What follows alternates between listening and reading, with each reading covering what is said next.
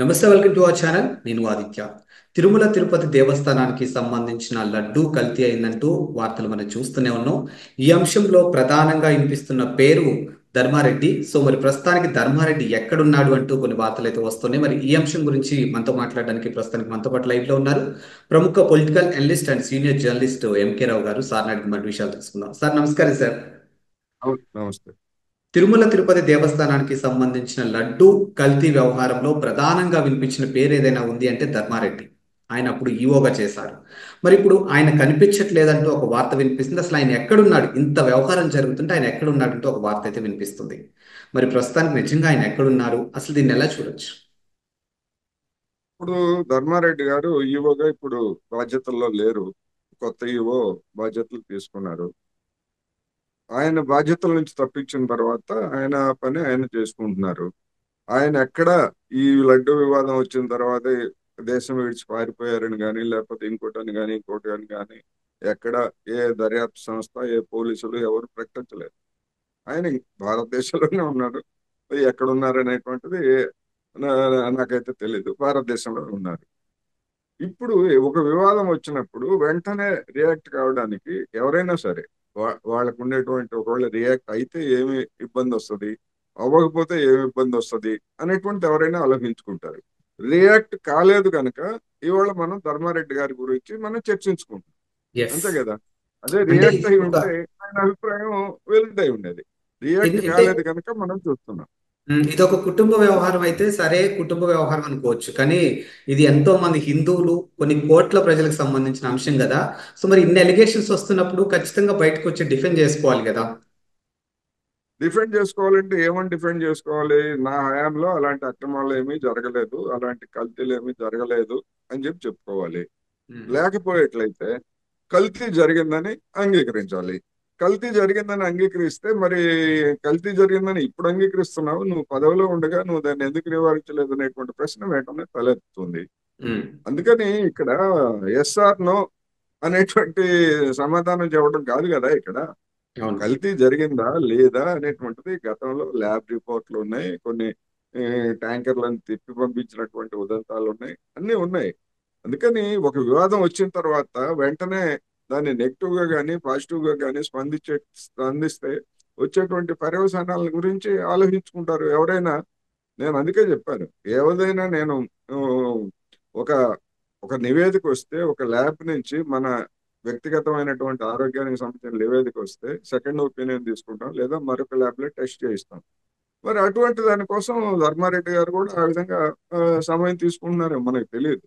కానీ స్పందించాలా లేదా అంటే గతంలో ఈవోగా ఒక ముఖ్యమైనటువంటి అధికారిగా పనిచేశారు కనుక స్పందించాలని జనం కోరుకుంటారు. కోరుకోవడం తప్పని నేను అనుకోవట్లేదు. కానీ స్పందించాలా లేదా అనేటువంటిది ఆయనకు సంబంధించినటువంటి అంశం. ఎందుకంటే స్పందిస్తే వచ్చేటువంటి లీగల్ ప్రాబ్లమ్స్ ఏమిటి, రాకపోతే వచ్చేటువంటి లీగల్ ప్రాబ్లమ్స్ ఏమిటి అనేటువంటిది వ్యక్తులుగా ఫేస్ చేయాల్సింది వాళ్ళు. అందుకని నువ్వు ఖచ్చితంగా స్పందించాలి అని చెప్పేసి మనం ఏం డిమాండ్ చేయలేం కదా ఎవరినైనా. అందుకని ఆ, చట్టం తన పని తాను చేయాలి. ఒకవేళ ధర్మారెడ్డి గారే దీని అంతటికి మూలము, లేదా ఆయన నిర్లక్ష్యము, లేకపోతే ఆయనే చేయించాడు, ఇట్లాంటి ఏమైనా తేలేట్లయితే దాని మీద ఆయన మీద కూడా చర్య తీసుకోవాలి. ఎవరి మీదైనా, ఆయన ఒక్కడే కాదు, మొత్తం అనేక మంది అక్కడ టీటీడీలో ఈ ఈ దీనికి కొనుగోళ్లకు సంబంధించి కానీ, లేదా రిపోర్ట్లకు సంబంధించి కానీ, తనిఖీకి సంబంధించి కానీ, విజిలెన్స్ డిపార్ట్మెంట్ ఇటువంటివన్నీ ఉంటాయి. వాళ్ళందరినీ కూడా ఇప్పుడు రంగంలోకి లాగాల్సి వస్తుంది. అందుకని ఇప్పుడు చంద్రబాబు నాయుడు గారి ముందు ఆయన ఆ ఎన్డీడీపీ నివేదికను బహిర్గతం చేసి దాన్ని చెప్పారు. చెప్పిన తర్వాత ఇప్పుడు ఏం చర్య తీసుకుంటారు అనేటువంటిది చంద్రబాబు నాయుడు గారి మీద ఆ ఒత్తిడి. మరి చంద్రబాబు నాయుడు గారు కూడా ఏం చర్య తీసుకునేది ఇంతవరకు ఏం చెప్పలేదు కదా. ఆ ధర్మారెడ్డి గురించి కావచ్చు, లేదా ఇంకోళ్ళ గురించి కానీ. మరి ఎందుకని చంద్రబాబు నాయుడు గారు చెప్పలేదు? ఒక ముఖ్యమంత్రి పదవిలో ఉన్నారు, బాధ్యతలో ఉన్నారు అని కూడా జనం అడుగుతారు కదా. అందుకని ఏ సందర్భంలో ఎప్పుడు స్పందించాలనేటువంటిది వ్యక్తులకు సంబంధించినటువంటి వ్యవహారం అయితే, ముఖ్యమంత్రిగా ఉన్నారు కనుక చంద్రబాబు నాయుడు గారు దీని మీద ఒక స్పష్టత ఇవ్వాలని జనం అడుగుతున్నారు. ఎందుకంటే ఒకవైపు డిప్యూటీ సీఎం గా ఉన్నటువంటి ఆయన నేను 11 రోజులు దీక్ష చేస్తానని చెప్పేసి వెళ్ళిపోతానంటున్నారు. మరి చంద్రబాబు నాయుడు గారు ఎందుకు దీక్ష చేయట్లేదని ఎవరన్నా అడిగారు అనుకోండి, ఏం చెప్తారు చంద్రబాబు నాయుడు గారు? పవన్ వ్యక్తిగత కళ్యాణ్ విషయం. గారికి ఉన్న బాధ్యత మీకు లేదా అని అడిగారు అనుకోండి. అందుకని వ్యక్తులకు సంబంధించినటువంటి నిర్ణయాలని వాళ్ళ వరకే మనం చూడాలి తప్ప అంతకు మించి వెళ్ళకూడదు అనేటువంటిది ఈ సందర్భంగా నా అభిప్రాయం. అంటే వై ధర్మారెడ్డి అని అంటే ఇప్పుడు ఈ అంశంలో నిజ నిజాలు అనేవి పక్కన పెడితే అసలు కల్తీ జరిగిందా లేదా అనే విషయం పక్కన పెడితే ఆ, వైవి సుబ్బారెడ్డి పేరు కానీ లేకపోతే భూమన కరుణాకర్ రెడ్డి పేరు కానీ చాలా స్పష్టంగా వినిపించినాయి. వాళ్ళతో పాటు at the same time Dharmareddy పేరు కూడా వినిపించింది. కాస్తో కూస్తో ఈ అంశం బయటకు వచ్చిన తర్వాతకి వాళ్ళు రియాక్ట్ అయినట్టు కొన్ని వార్తలు అయితే వచ్చాయి. ఒకానొక సందర్భంలో మేము ప్రమాణం చేయడానికి కూడా సిద్ధంగా ఉన్నాము అనే వార్త కూడా మనం విన్నాం. మరి వాళ్ళు రియాక్ట్ అయినప్పుడు ఇతను ఎందుకు రియాక్ట్ అవ్వలేదు అనేదే ఇప్పుడు పెద్ద ప్రశ్నగా మారింది. ఇప్పుడు వాళ్ళు ప్రమాణం చేశారనుకోండి. ఇప్పుడు వైవి సుబ్బారెడ్డి గారు నేను ప్రమాణం చేస్తాను అని చెప్పారు. ఉమ్. ప్రమాణం చేస్తే ఆయన వదిలేస్తారా?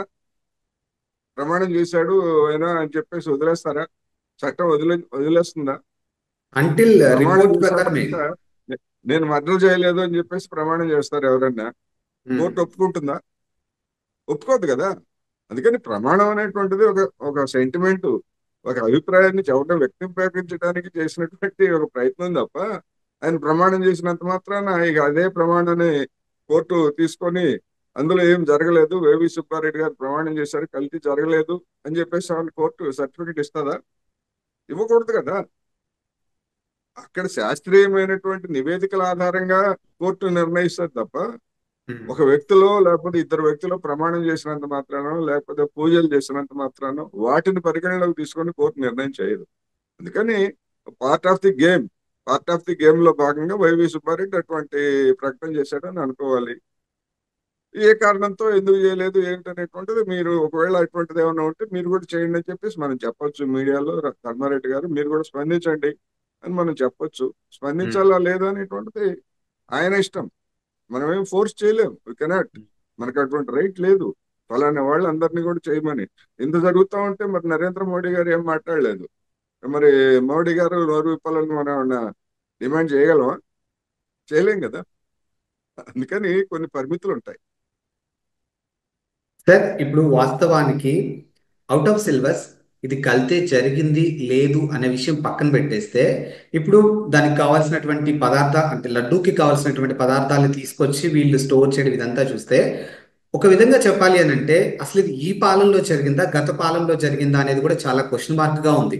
అంటే రాజకీయ నాయకులు పక్కన పెడితే సామాన్యులమైనటువంటి క్వశ్చన్ ఏంటంటే అసలు ఒక లడ్డూ కోసం ఎన్ని ఎన్ని రోజుల ముందు దానికి సంబంధించినటువంటి సామాన్లు తీసుకొచ్చి పెడతారు, అసలు ఇక్కడ జరిగిందా అక్కడ జరిగిందా అనే క్వశ్చన్ మార్క్ కనిపిస్తుంది సార్ చాలా మందిలో. ఇప్పుడు ఆ వివరాలన్నీ కూడా ఎన్ని రోజుల క్రితం కొనుగోలు చేశారు, ఎంత కొనుగోలు చేశారు, ఎక్కడి నుంచి కొనుగోలు చేశారు, ఆ వివరాలన్నీ రికార్డుల్లో ఉంటాయి. ఇప్పుడు ఉదాహరణకి ఆ 320 రూపాయలకో 340 రూపాయలకో నెయ్యి కొనుగోలు చేశారు. బయట మార్కెట్ లో 1000 రూపాయలు అది స్వచ్ఛమైనటువంటి నెయ్యి ఉంటే 320కి ఎట్లా కొనుగోలు చేశారు అని చెప్పేసి అనేక మంది ప్రశ్నిస్తున్నారు.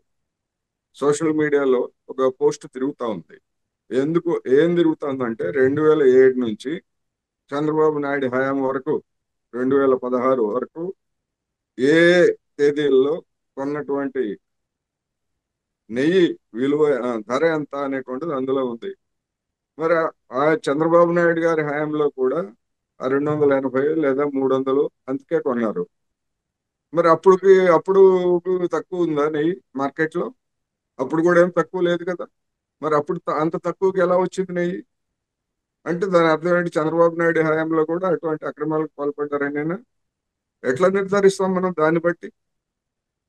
అందుకని నెయ్యి ఇప్పుడు ఎట్లా తక్కువ ఇచ్చారు, ఎందుకు తక్కువ ఇచ్చారు అనేటువంటిది అటువంటి తక్కువ ఇచ్చినప్పుడు మార్కెట్ లో 1000 రూపాయలు ఉన్నప్పుడు నువ్వు 320 రూపాయలకు 350కో ఇస్తున్నావు.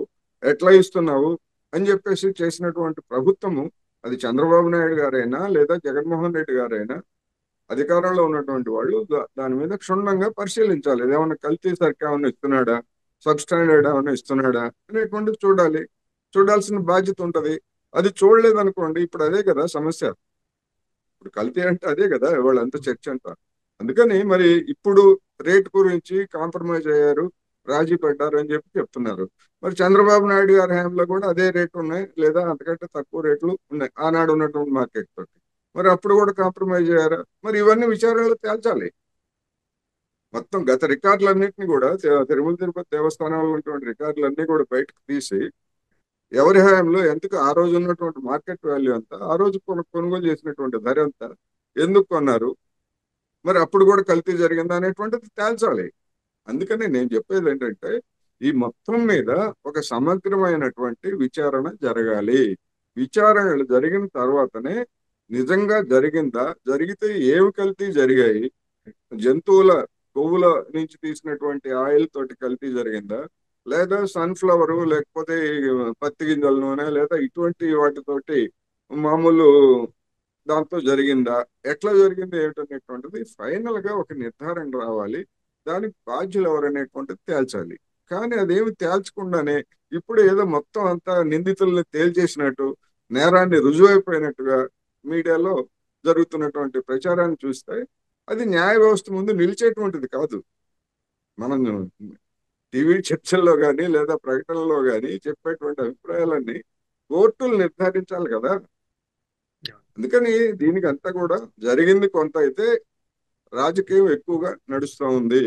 అందుకని నిజ నిర్ధారణకి ఎంత త్వరగా వీలైతే చంద్రబాబు నాయుడు సర్కారు లేదా మూడు పార్టీల కూటమి సంకీర్ణ ప్రభుత్వము నిజానిజాలని తేల్చాలి. భక్తులలో ఉన్నటువంటి మనోభావాలని గాయపరిచినట్టు అని, లేదా ఆ కారణంతో గాయపడవచ్చు, లేకపోతే ఆ విషయాలు తెలిసి గాయపడవచ్చు, ఎట్లన్నా కానీ కానీ గాయపడటం అనేటువంటిది ఒక వాస్తవం. అందువలన వాళ్ళు ఎట్లా ఓదారుస్తారు, ఏ విధంగా భవిష్యత్తులో మళ్ళా చర్యలు తీసుకుంటారు అనేటువంటిది ఇప్పుడు రాష్ట్ర ప్రజల ముందు, దేశం ప్రజల ముందు ఉన్నటువంటి సమస్య.